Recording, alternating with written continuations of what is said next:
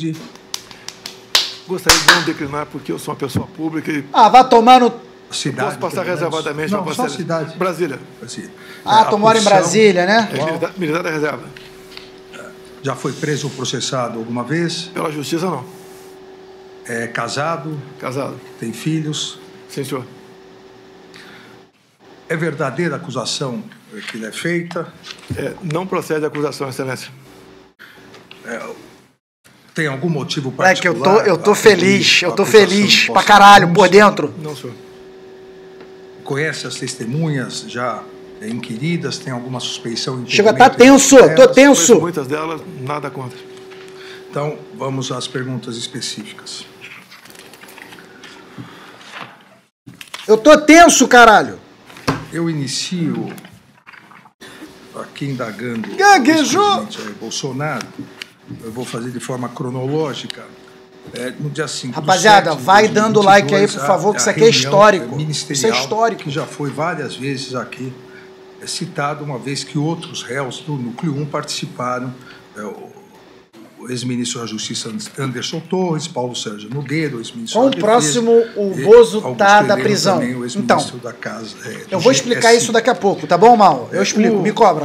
O senhor, e essa é uma das imputações feitas pela Procuradoria-Geral da República, a narrativa, a construção da narrativa, a reiteração da narrativa de deslegitimar a justiça eleitoral, as eleições e as urnas eletrônicas, acusando constantemente, de forma permanente, que havia fraude nas urnas eletrônicas. E nessa reunião do dia 5 de julho, nessa reunião ministerial, em vários momentos, o senhor se refere assim. Então, eu vou citar alguns momentos. Que as eleições, as pesquisas estão exatamente certas disso, senhor, de acordo com os números que estão dentro dos computadores do TSE, né? Ainda, entre aspas. Está a notícia hoje na imprensa, o Fachin, à época presidente do Tribunal Superior Eleitoral, o Fachin assinou um acordo aí com outros países para vir fiscalizar a eleição. Olha, com todo o respeito a todos vocês aqui, vocês agora irem fiscalizar as eleições, a minha avó, o João das Couves, um marciano, não vai descobrir nada. É tudo perfumaria. É como aquela pessoa que se maqueia muito bem para se parecer bonita, né? Vocês mas aí, se der chefe. Uma chuvinha, vai tudo por terra. É o que está acontecendo no Brasil. Depois, também na sequência,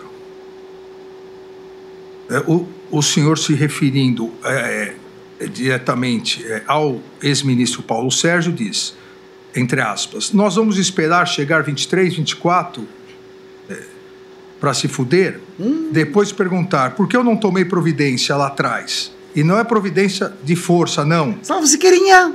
Palavrão. Não é dar tiro. Ô, Paulo Sérgio, vou botar a tropa na rua, virou garoto tocar fogo aí, metralhar. Sim. Não é isso, porra. Daí pra frente, quero que todo ministro fale o que eu vou falar aqui e vou mostrar. Se tá achando que eu vou ter 70% dos votos e vou ganhar como ganhei em 2018 e vou provar, o cara tá no lugar errado. Aqui não tem ninguém com... E continua. Aí mais um trecho. Entre aspas.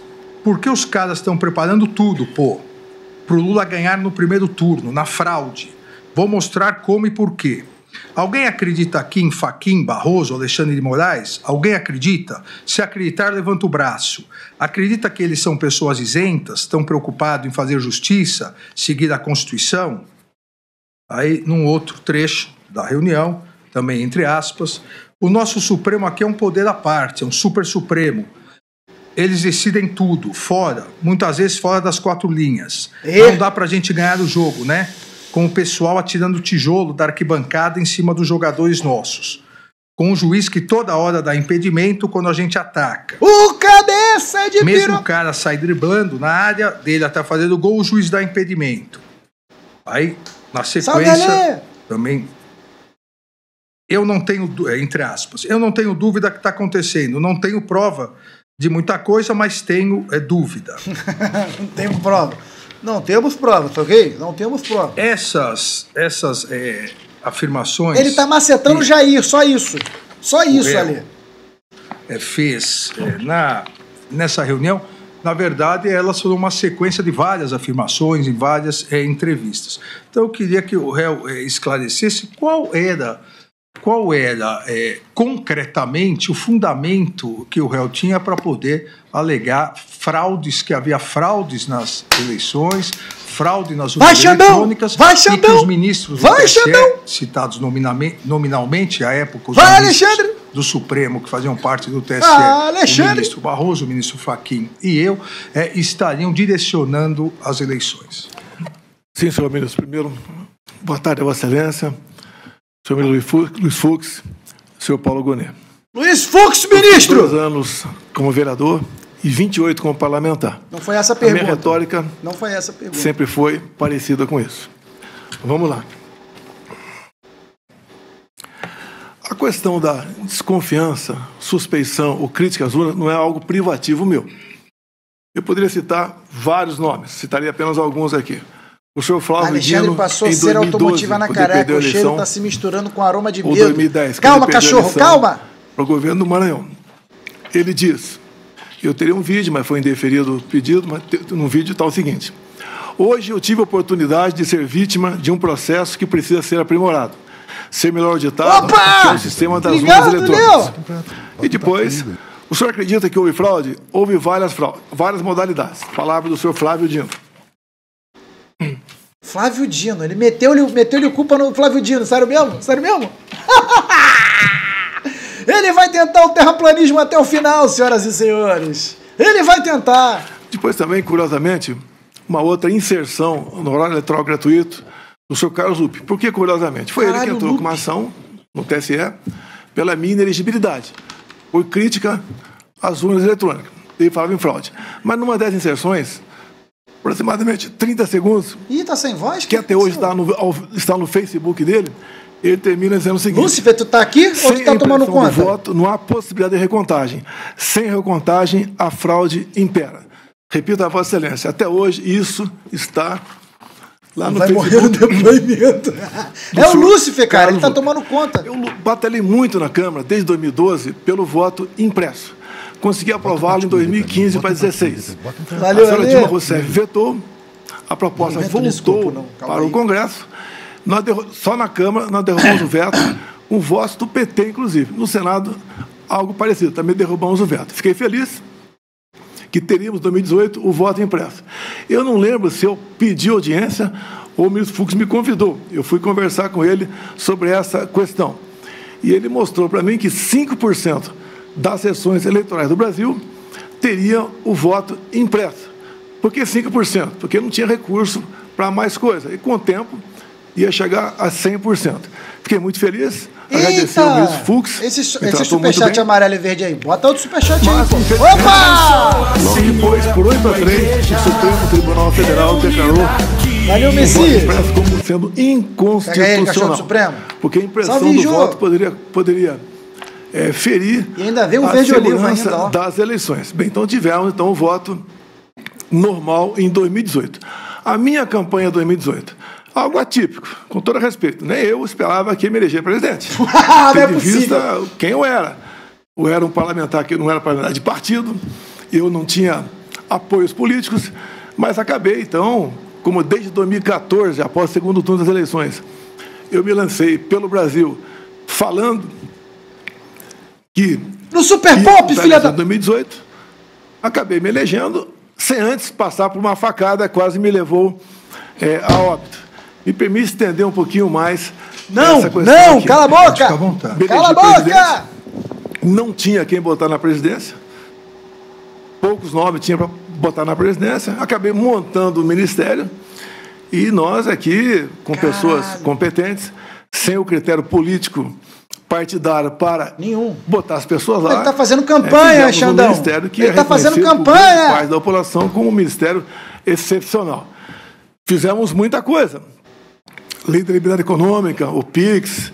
Fez porra nenhuma. Nordeste. Fez porra nenhuma. Bolsa Família, triplicamos o seu valor. Matou 700 mil pessoas. Entre tantas outras coisas. A questão do armamento também. Apesar de ser acusado de ser um armamentista visando a violência diminuiu quase 30% entre o governo anterior e o meu governo, tendo de vista a política de armamento. Bem, Outra coisa importante também, onde comecei a criar inimizades cada vez maiores, desde o começo do meu mandato, foi na escolha de pessoas para compor aqui. Impressão minha, ele está com a voz meio embargada. Só falar de duas estatais. A alma já está indo, já. Porto de Santos dava um prejuízo de 500 milhões por ano, entreguei com lucro de 500 milhões. Então esse 1 bi ia para algum lugar, para algum ralo. Ganhei inimizades por aí. Uma outra, vai ser mais rápido. Vai tomar no cu, Valmir. Chegamos lá, botei o senhor Silvio Luna como presidente da estatal, e ao longo de 4 anos, nós reduzimos a tarifa em dólar de 45%. Não faz isso não, Valmir, que daqui a pouco chama essas coisas para cá, cara. Apenas por gerar energia. Vou banir, não. Ela fez a segunda ponte com o Paraguai. Uma ponte com 170 metros de vão. Começamos a fazer a segunda ponte por Porto do Time. Se fuder, mano. Não quero te ouvir não, seu bosta. O aeroporto de Foz do Iguaçu. Mais ainda. Cara, ele está fazendo campanha, com pequenas gente. obras de infraestrutura, mais Vocês 50 estão percebendo que ele está fazendo campanha? Responde. Da bacia. Asfaltamos a Transboiadeira. Tá fazendo campanha. 43 quilômetros. Fizemos o acesso aos aeroportos. Isso, ou seja, sobrou dinheiro para fazer muita coisa lá. E, obviamente, isso, no passado, a tarifa era cheia e nem obra era feita e era usado à vontade esse recurso. Por que à vontade? Porque é uma empresa que não é auditada pelo TCU por ser binacional. O que os conselhos decidem, está decidido e ninguém toca mais no assunto. Então, quando a gente começa a tapar os ralos da corrupção, aparece uma novidade de pessoas que vão contra a gente. Eu não tirei, verdade, eu não cortei recurso para a imprensa por ser malvado. É que eu fui o único presidente, senhor ministro, o único que tinha um teto de gasto pela frente. Eu não podia gastar mais do que aquilo, diferentemente do que acontece agora, do que acontecia antes de mim. Ganhei também, então, uma antipatia enorme da imprensa contra a minha pessoa. Tadinho, ele não podia fazer nada. A questão das pautas, dos costumes. Né? Eu sou católico, minha esposa é evangélica, e eu sempre preservei a família e a inocência de criança em sala de aula. Mais um foco de atenção contra a gente. E até do próprio Supremo Tribunal Federal, respeitosamente, eu tinha pelo menos uma ação por semana para me explicar em 24, 48 horas o porquê daquilo. Mas faz parte da regra. Vossa Excelência, o senhor ministro Fux, aqui do Supremo, não me viram desrespeitar uma só ordem do senhor. Não me viram em nenhum momento. Eu agi contra a Constituição. Eu joguei dentro das 4 linhas o tempo todo. Muitas vezes eu falava palavrão, me revoltava, tá? Falava o que devia falar, sei disso, mas, no meu entender, fiz aquilo que tinha que ser feito. Quanto à providência na questão das eleições aqui. Puxa o bingo. Eu deixo claro a Vossa Excelência. As Forças Armadas não se miscuíram na política. E nem eu, como presidente, também fiz o mesmo. O senhor ministro Barroso, enquanto presidia o TSE, criou a Comissão de Transparência Eleitoral e colocou lá dentro, entre outras instituições, as Forças Armadas. O que eu falei para o ministro da Defesa? Já que colocaram a gente aqui, vamos fazer o melhor possível para auxiliarmos do PU? O TSE para que a eleição seja mais clara e transparente possível. No tocante, reunião de julho, onde alguns falam que reunião do golpe com 20 plaquinhas na frente das pessoas, mas 40 pessoas assistindo. É reunião de embaixadores. Você falou ali que dos 70%. Coincidência, talvez, ministro? Eu complementei. Vão aparecer 49. Apenas uma coincidência. Não tinha prova de nada no tocante. Quer dizer, um desabafo meu, com toda certeza. Desabafo. PU é Parque União, exatamente, pô. Sobre eleições. Aqui eu tenho um documento aqui da Associação Nacional dos Peritos Criminais Federais. Diz logo na entrada aqui.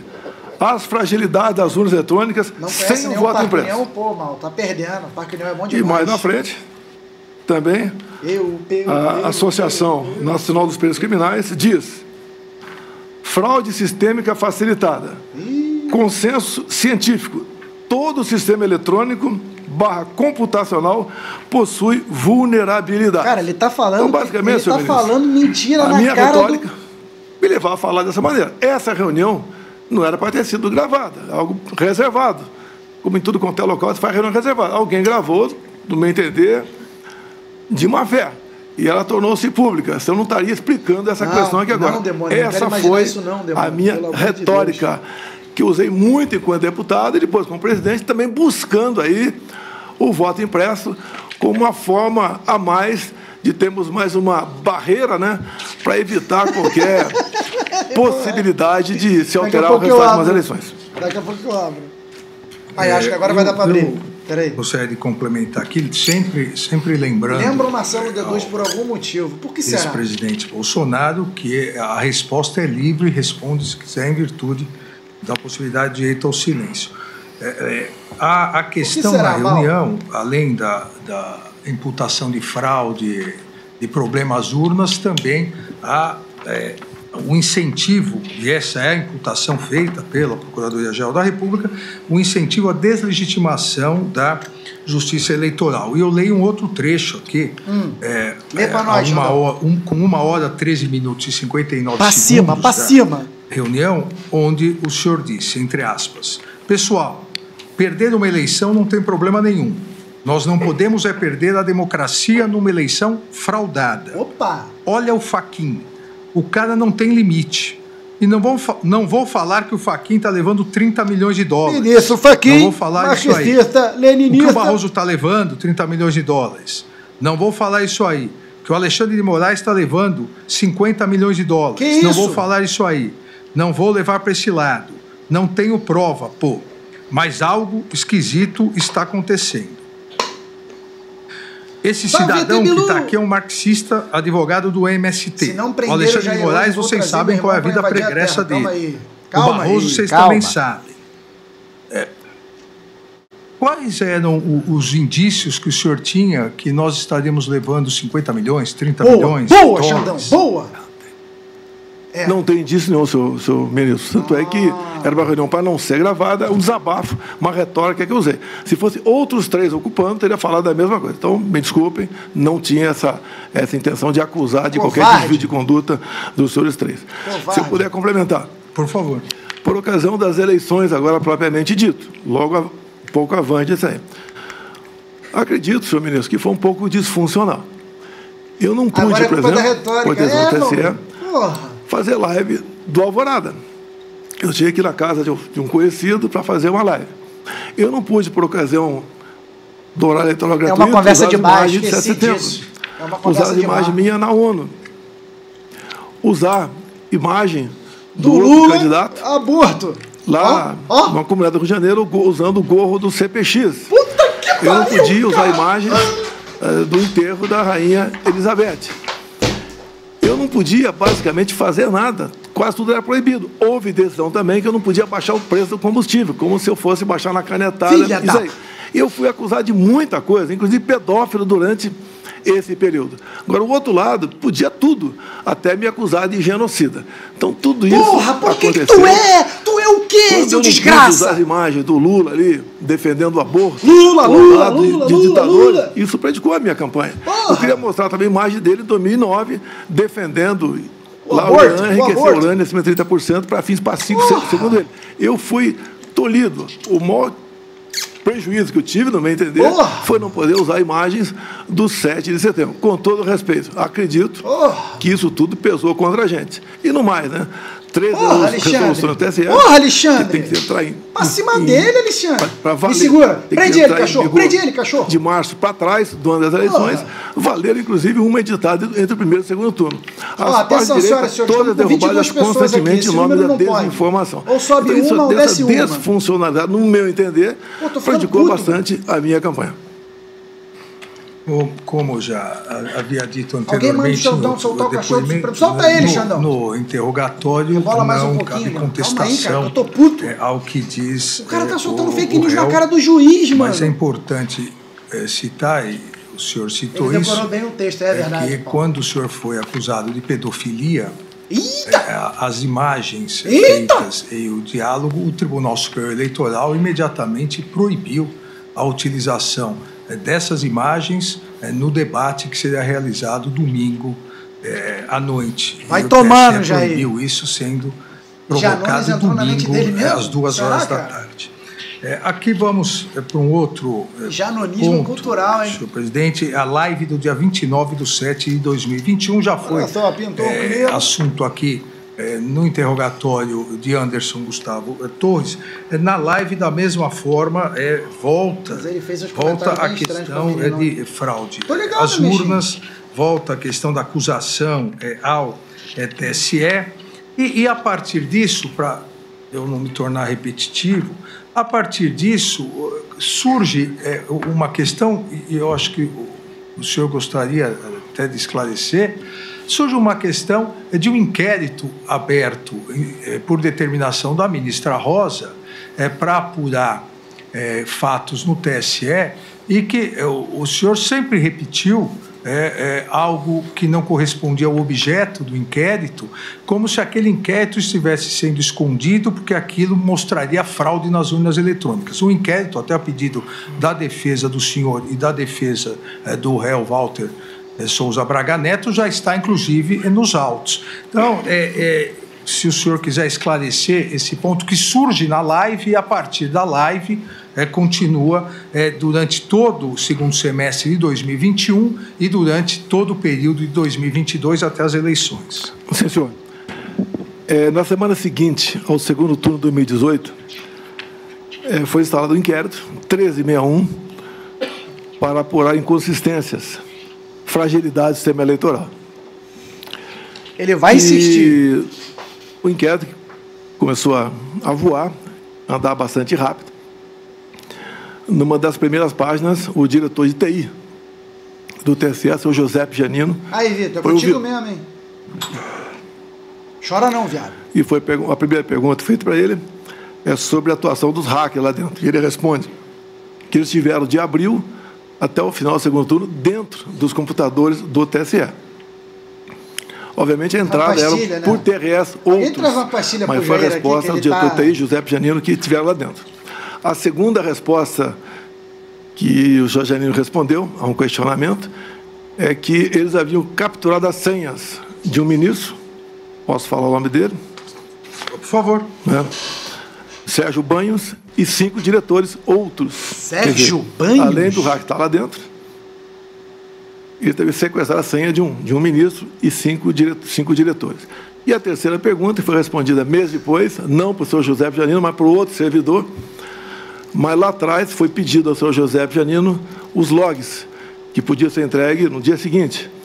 Levou aproximadamente 9 meses, e a resposta foi que o log havia sido inadvertidamente apagado. Tanto tempo para responder isso. Isso tudo, senhor ministro, no meu entender, é golpe. Não entendo quase nada de informática. É golpe! Porra! São medidas que...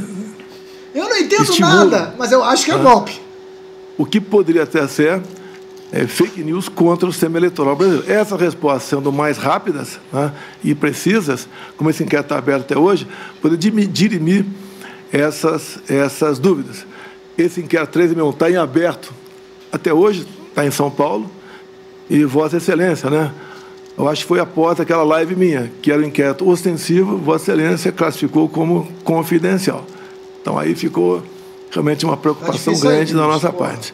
Não vou sugerir nada a quem quer que seja aqui, mas acredito que, dado o que vem acontecendo de reclamações por ocasião das eleições, para o bem da democracia, seria bom que algo fosse aperfeiçoado para que não pudesse haver qualquer dúvida sobre o sistema eleitoral. Se não houvesse essa dúvida, com toda certeza, nós não estaremos aqui hoje. Na verdade, não há nenhuma dúvida sobre o sistema eletrônico, e esse inquérito não tem absolutamente nada a ver com as urnas eletrônicas, absolutamente nada. E a sua defesa vai poder esclarecer bem, porque já está juntado aos autos. Mas da live, acho que isso é o importante. Vamos a um terceiro ponto, que é também importante, citado na denúncia, se o senhor quiser esclarecer. É um ponto que, inclusive, gerou a ação de inelegibilidade no Tribunal Superior Eleitoral, que é a reunião com os embaixadores, a reunião ocorrida dia 19/7 de 2022. Nessa reunião, em que, na condição de presidente da República, o senhor convidou mais de uma centena de embaixadores, houve várias afirmações e vários ataques à justiça eleitoral, ao poder judiciário e à lisura das eleições. O senhor, obviamente, se recorda dessa Não me recordo, não me recordo. Eu vou citar alguns trechos aqui e o senhor fica à vontade, se quiser não me recordo. esclarecer. Não me recordo.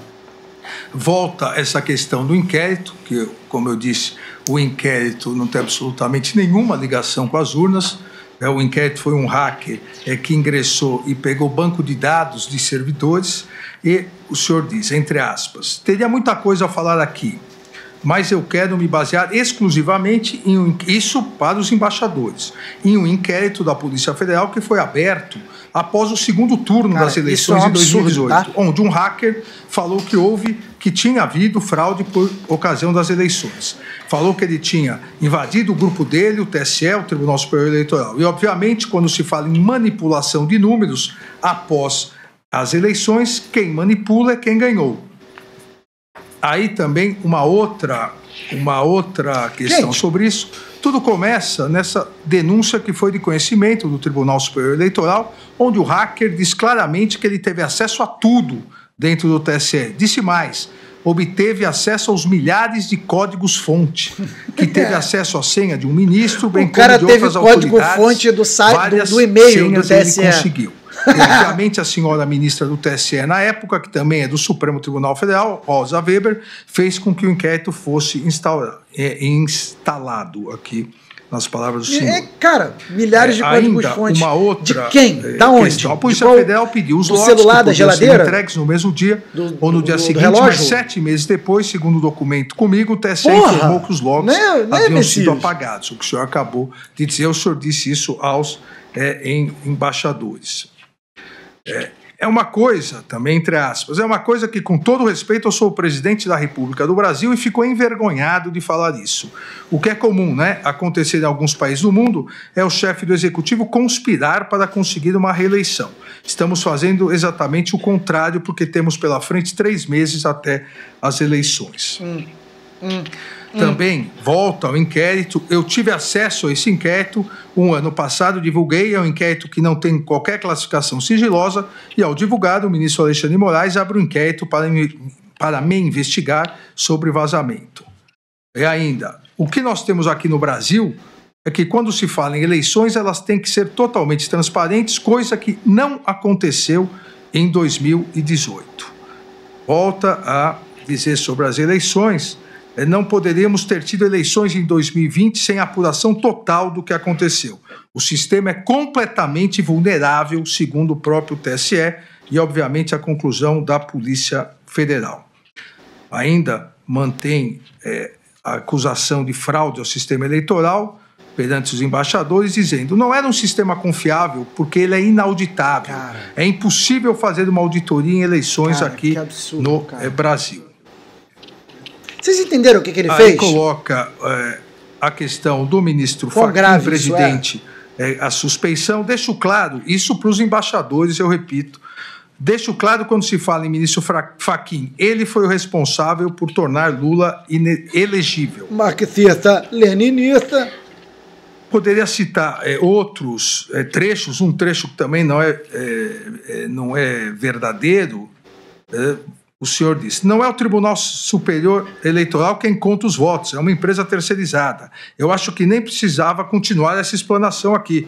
Nós queremos, obviamente, estamos lutando para apresentar uma saída. Se é uma empresa terceirizada, eu sou contra, hein? Tem que estatizar essa porra de vez.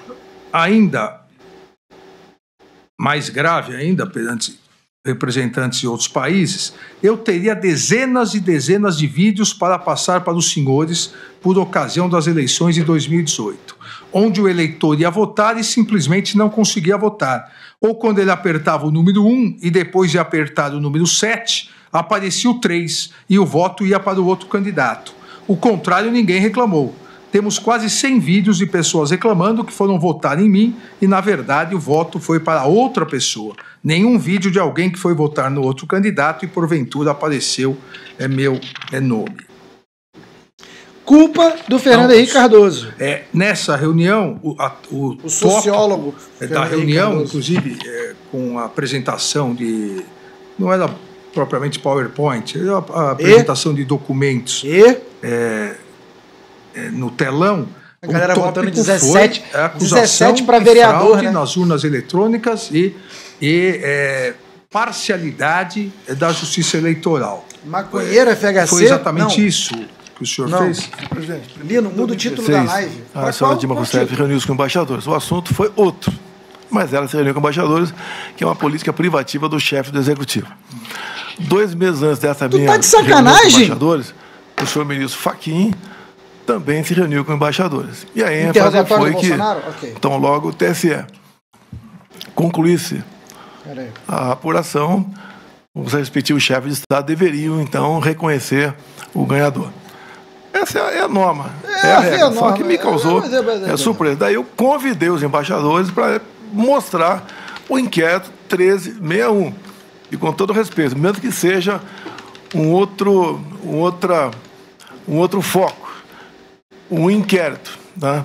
Após a minha conversa com embaixadores, no dia seguinte, ser classificado como confidencial, a gente fica um pouco surpreso com isso.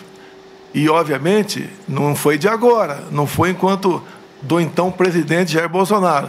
Desde 2012, no mínimo, eu sempre lutei pelo voto impresso. Nós estávamos na iminência de aprovar uma PEC. Não sabia disso não, dentro da Câmara dos Deputados, que tratava do voto impresso. A autoria da deputada Bia Kiss, o relator, o deputado Felipe Barros. Depois eu edito. Então, o senhor ministro Barroso foi lá para o parlamento, conversou com lideranças. No dia seguinte foram trocados os componentes da comissão especial. Nós perdemos a votação na comissão, depois o presidente resolveu levar para o plenário, ganhamos, mas não com voto qualificado. Então, essa questão do voto impresso é uma coisa minha desde há muito tempo, como foi do Flávio Dino, como foi de outras personalidades, a mais variada possível, a maioria de esquerda. Então, se eu exagerei na retórica, devo ter exagerado com toda certeza. Mas a minha intenção, meu objetivo sempre foi mais uma camada de proteção por ocasião das eleições, de modo que evitasse qualquer conflito, né? Qualquer suspeição. Lembro ainda que em 2014, quando Aécio Neves perdeu para a senhora Dilma Rousseff, foi contratada pelo PSDB uma auditoria externa. E a conclusão da auditoria externa foi que as urnas são inauditáveis. Ou seja, senhor ministro, com todo respeito, nós temos muita coisa ao nosso lado mostrando que esse sistema que está aí carece de um aperfeiçoamento, como existe, por exemplo, no Paraguai.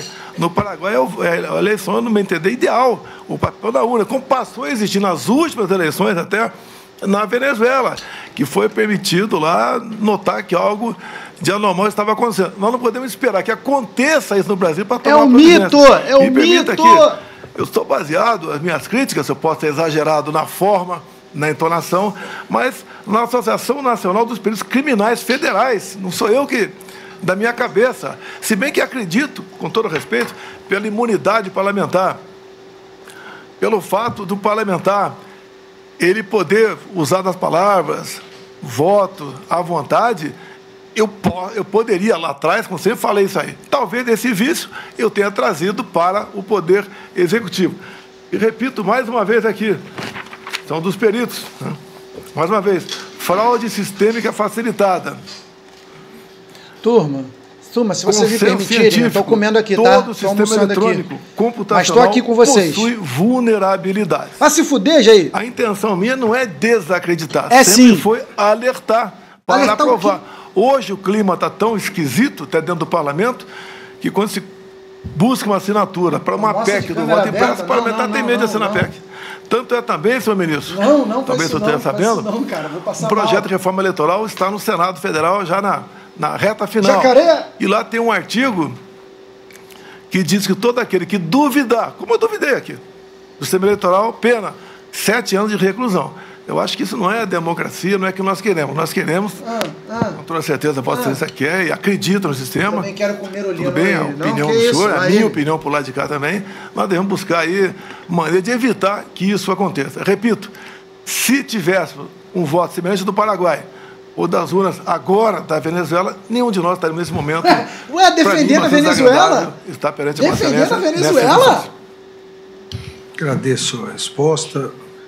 Uma outra questão que me parece importante, o senhor acompanhou aqui os outros interrogatórios, acompanhou também a oitiva das testemunhas de acusação e defesa, e um dos pontos levantados na acusação e tratado nessa ação penal foi a operação realizada pela Polícia Rodoviária Federal no dia do segundo turno, a partir de boletins de inteligência realizados e a imputação que é feita e foram direcionados para onde o candidato adversário, o senhor hoje é presidente da República, onde ele tinha tido mais votos no primeiro turno, principalmente na região Nordeste, que lá fosse feita uma operação para evitar que os eleitores chegassem. Essa é a imputação feita pela Procuradoria-Geral. O senhor teve conhecimento dessa operação? A margem. O senhor nunca conversou com isso com o ex-diretor-geral da PRF, Silvinei? Silvinei Vasquez. Conversava com ele.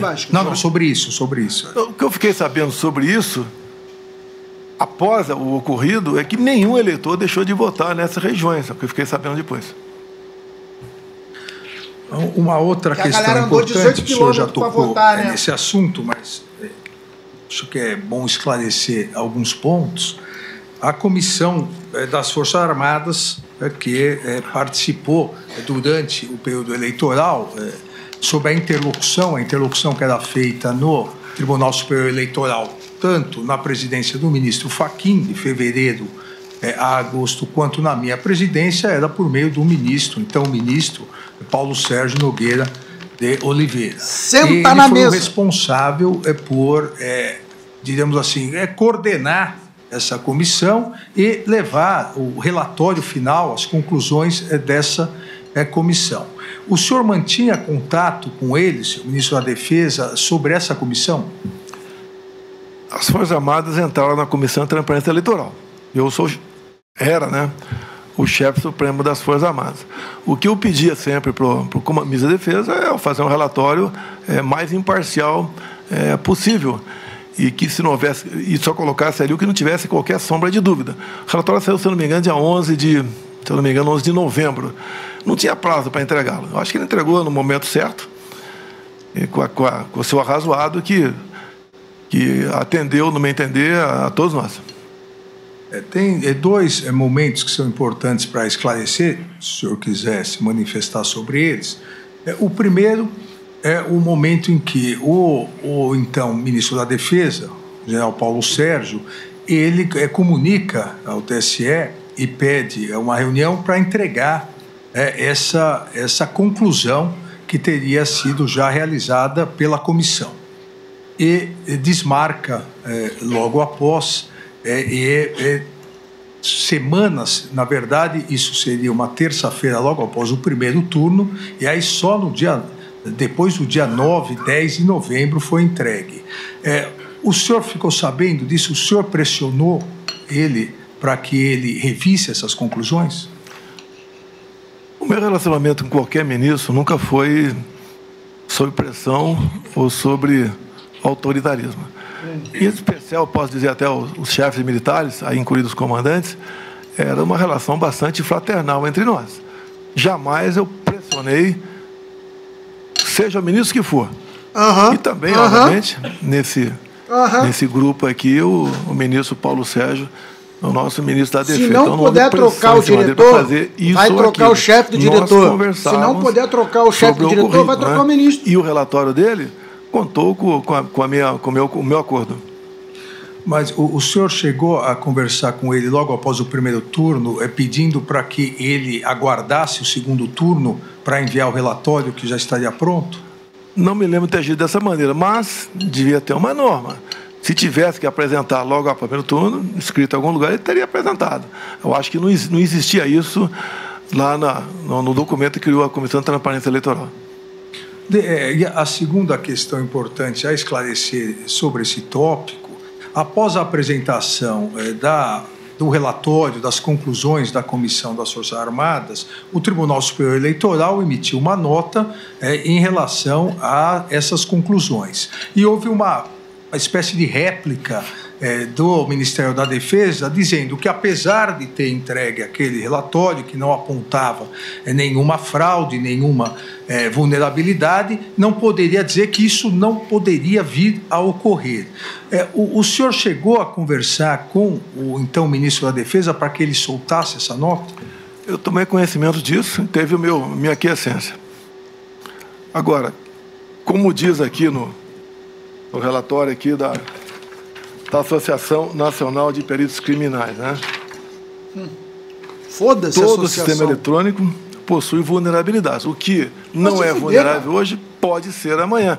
Então passou a ser uma preocupação nossa porque estavam inseridos dentro do processo eleitoral via a comissão criada pelo ministro Barroso. O senhor teve contato com o relatório final das Forças Armadas? O ministro Paulo Sérgio mostrou para o senhor? Ele entregou, eu tomei conhecimento sem problema, não houve reação nenhuma da minha parte, nenhuma. E o senhor acreditou no relatório das Forças Armadas? Como a partir do momento que você não tem prova de nada, a gente acredita. E vamos, da minha parte, vou continuar, né, enquanto for possível, buscando colaborar com o TSE, para que não haja qualquer dúvida. Pode até não ter havido nada no passado, mas a dúvida, eu acho que ela faz parte da nossa vida, faz parte da democracia, a crítica, e assim a gente vai continuar agindo, mas sem nenhuma intenção de afrontar o poder, aí, o judiciário no caso. Vocês viram o samba, né? Para não responder. Vamos a um outro tópico importante. A reunião do dia 7. Na verdade, as reuniões antecedentes e depois a reunião do dia 7 de dezembro. O senhor se reuniu com o seu ex-assessor, Felipe Martins, o Felipe Martins, com um advogado que foi levar estudo sobre o artigo 142 e uma minuta de decreto com considerandos, uma minuta que previa a quebra da normalidade democrática? Para tratar de minuta, não. Eu lembro que ele esteve lá, várias vezes teve no Alvorada, foi uma vez só não. Raras vezes conversei com ele. Ele não é a pessoa adequada para tratar de minuta, seja qual for. Ele que o senhor diz? O Felipe Martins. Felipe Martins. Se bem que eu digo uma coisa, né? Quando se fala em minuta, dá a entender que é uma minuta do mal. Da nossa parte, tá? Quando se fala em minuta do mal, conspiração, né? Eu sempre tive o lado da Constituição. Então, eu refuto qualquer possibilidade de falar em minuta de golpe ou uma minuta que não esteja enquadrada dentro da Constituição brasileira. Mas essa minuta, esse documento que o senhor conversou com eles, continha o quê? Não conversei sobre essa minuta, foi bater um papo lá apenas. Teve um padre presente também, não é o nome dele. Era comum padre, pastores ir orar lá. Padre Kelmo? Lá na Alvorada. E eu atendia todo mundo. Muitas vezes entrava uma pessoa lá e no carro tinha mais 3 ou 4. E nem sempre eu atendia todo mundo. Geralmente estava na parte domiciliar, que é de cima, e às vezes eu descia para atender essas pessoas lá embaixo, que era o escritório. Nunca comi tão rápido na minha vida. Não fiquei na presença. Salve, Leão! Não teria tido um montão de problemas se estivesse lá, dada a minha Salve, tropa do Urubu! Me vitimou por aproximadamente 20 dias. No dia 7 do 12, o senhor se recorda da reunião com o Partido Urubista, então ministro da Defesa, e 69, salve. Os comandantes militares? Eu não posso garantir que tal dia foi tratado tal assunto. 7 de dezembro, você está 7 de dezembro. Eu não posso dizer que estou tratando desse ou daquele assunto. Essas reuniões que ocorreram... Salve, Júnior! Foram, em grande parte, em função da decisão do TSE. Quando nós peticionamos o TSE sobre possíveis vulnerabilidades... Plique! Caralho, que susto! R$ 107,30. Porra, Renatão, obrigado! Complementando a meta para ficar e nos surpreendeu uma multa de 22 milhões de reais. Porra, batemos a meta, hein? E no nosso entendimento, batemos 400, né? Quem puder e quiser, faça o que no Renato. Ajuda aí. Obrigadão, Renatão. Ou da petição, a multa poderia ser agravada e outras coisas poderiam acontecer. Então nós decidimos, não... Renato Rocha é herdeiro demais. Encerrada aí qualquer discussão sobre resultados das eleições. Coisa que no passado sempre foi feita com muita constância por parte de outros partidos. Conosco, nós nos vimos tolhidos ali de questionar. Obrigado, se não tivesse sido a multa, ele podia entrar mais 2, 3 petições e está encerrado o processo, não tinha mais que discutir mais nada. Agora, o senhor não se recorda da data, mas o senhor se recorda dessa reunião com o ministro Paulo Sérgio, o comandante Freire Gomes e o almirante Garnier?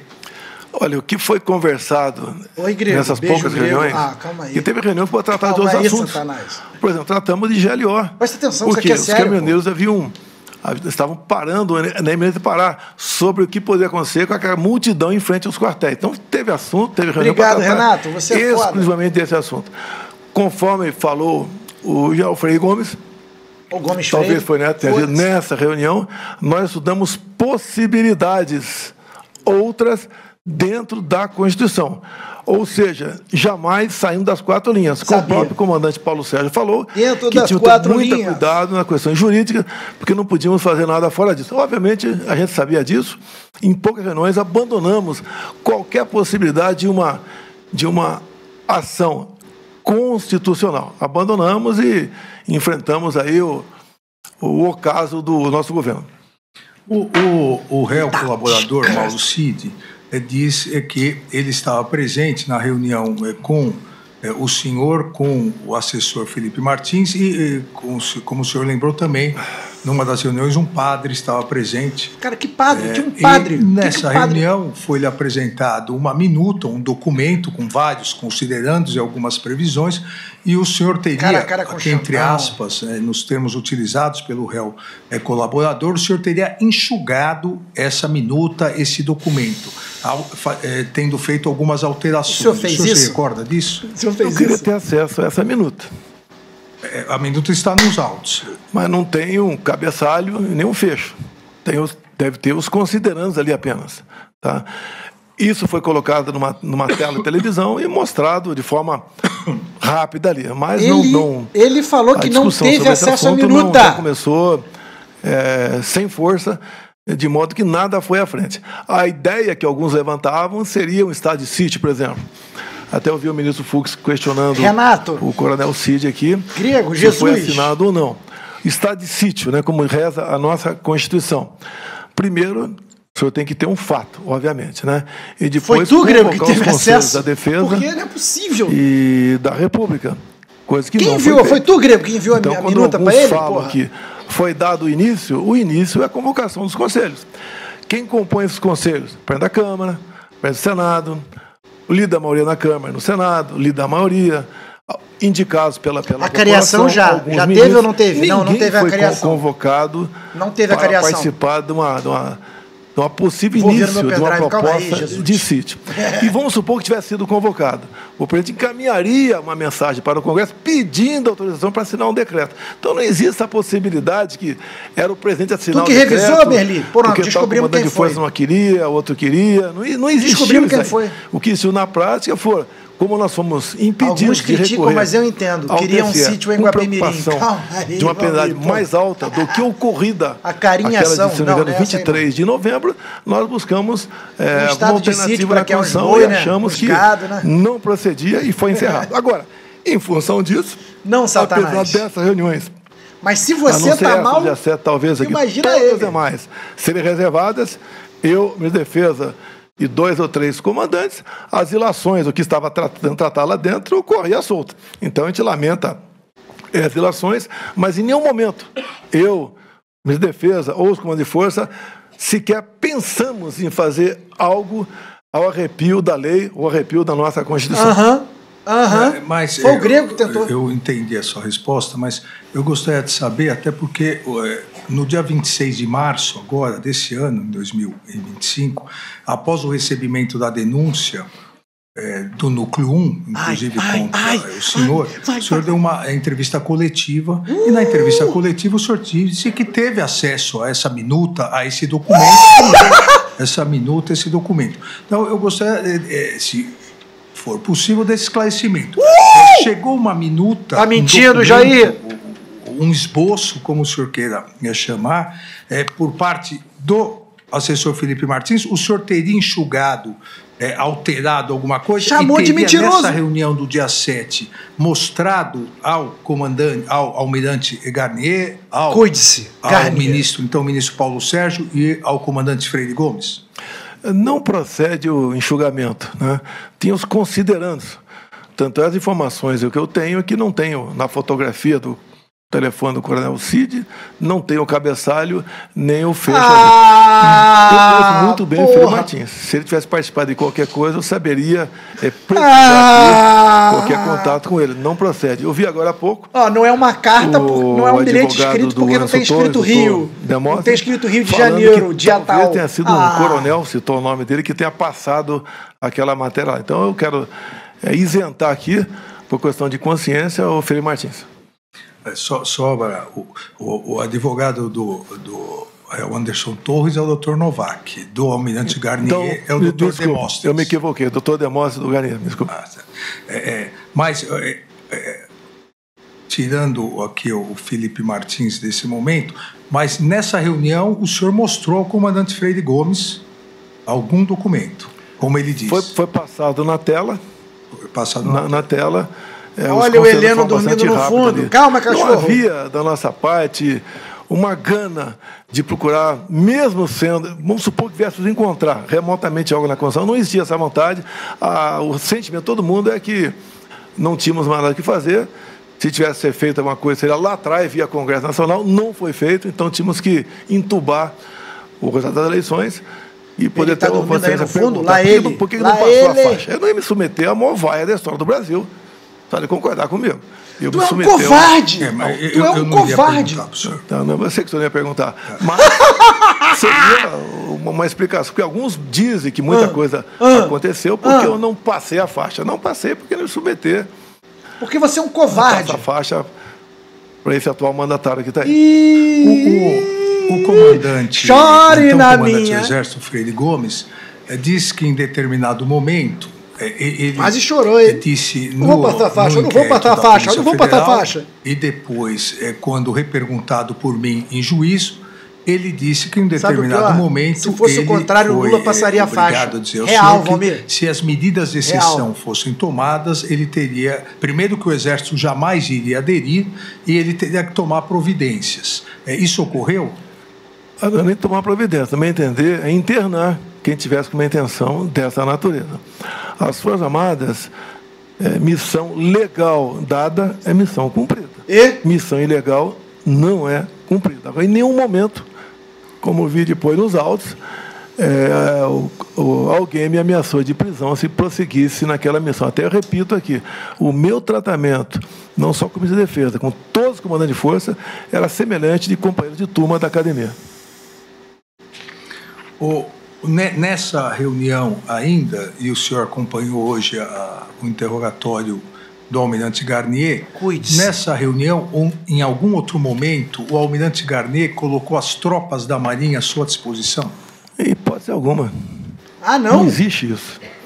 Até eu digo a você, se nós fôssemos prosseguir no estado de sítio, ou até mesmo defesa, as medidas seriam outras.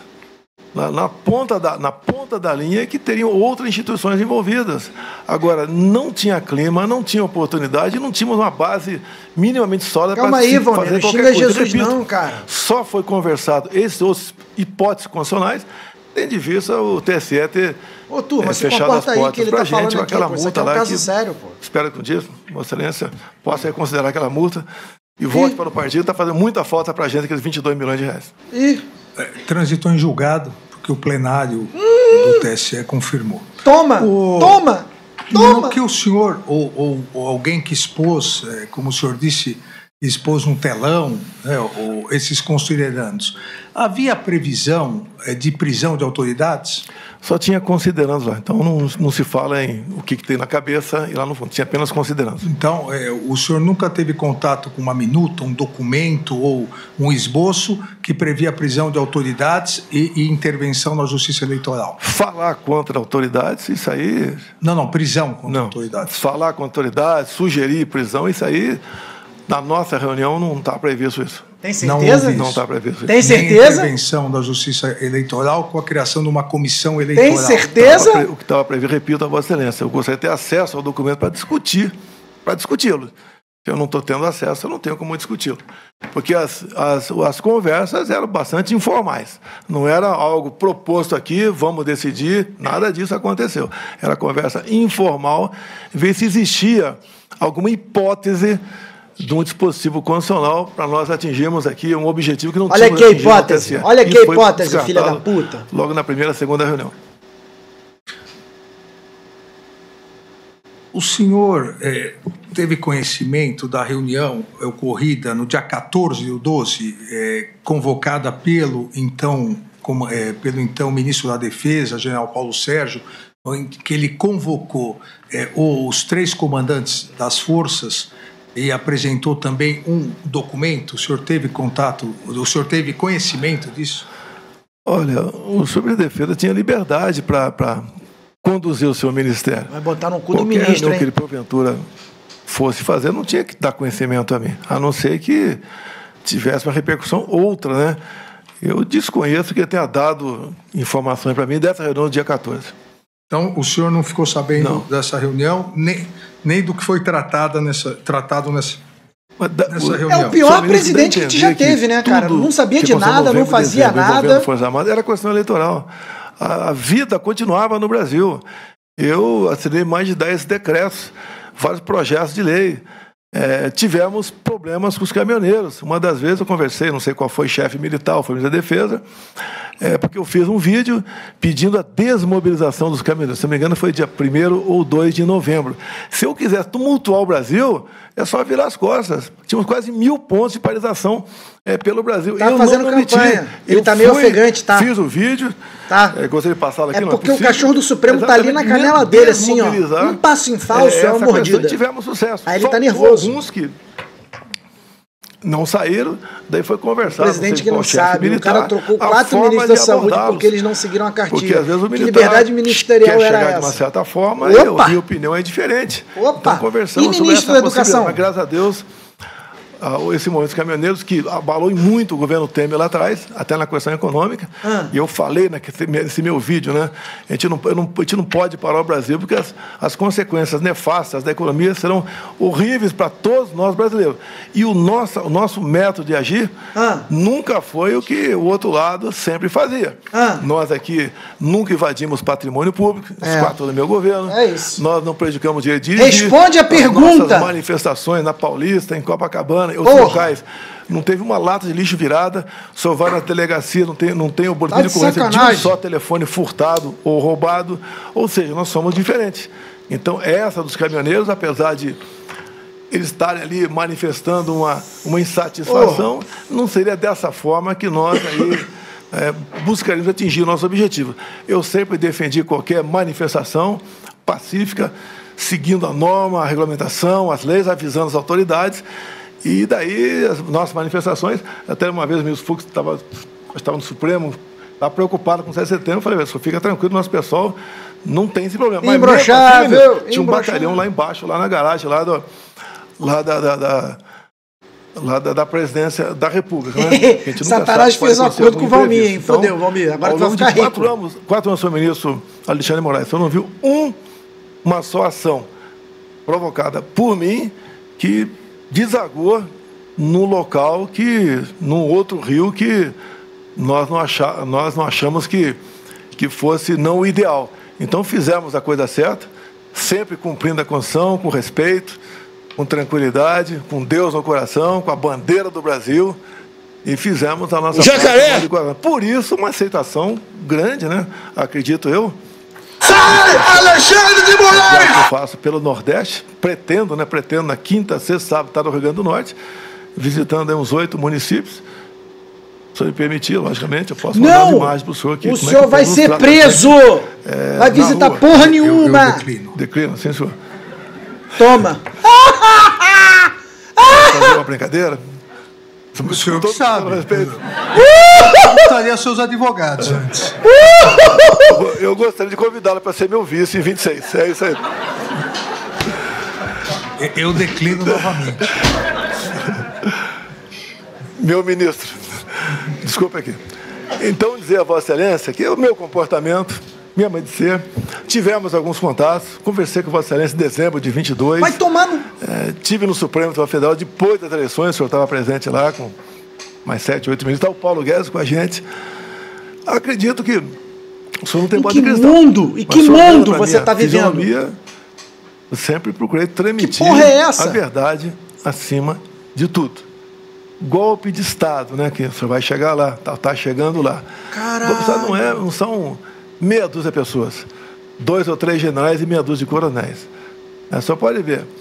Muitos chamam o Temer de golpista até hoje pelo impeachment.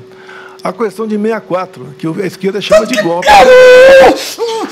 Teve o apoio do Congresso Nacional, agora, o filho da de puta! toda a imprensa, exceto o Jornal Última Hora, da Igreja Católica, das senhoras nas ruas com a marcha de Deus com a família, a classe empresarial, o pessoal do agro, o apoio externo, tudo isso foi presente.